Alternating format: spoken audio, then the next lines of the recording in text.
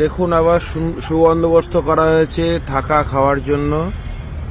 নতুন নতুন সব ম্যাটও চলে এসছে। চিন্ময়দা কিছু বলো। আমাদের সমস্ত কিছু তো পুলিশ উঠিয়ে নিয়ে গিয়েছিল, এবং যখন আমরা পরের দিন আবার সেগুলো চাইতে যাই, এটা জানানো হয় যে সেগুলো ডাম্পিং গ্রাউন্ডে আগের রাতেই কর্পোরেশনের লোকেরা ফেলে দিয়েছে। তো সেগুলো আমরা কিছুই পাইনি। আমাদের প্রায় 60-70 হাজার টাকার জিনিস ছিল। আমরা আবার নতুন করে সমস্ত কিছু কিনে এনেছি, আবার বন্দোবস্ত করেছি, শুধুমাত্র যাতে রাতের বেলা থাকতে কোনো অসুবিধা না হয় সেই জন্য। আপনারা সবাই আসুন, এখানে থাকুন এবং আমাদের আন্দোলন এবং আমাদের অবস্থানকে আরও শক্তিশালী করে তুলুন। দেখুন আপনাদের জন্য আবার নতুন করে সবকিছু ব্যবস্থা করা হয়েছে।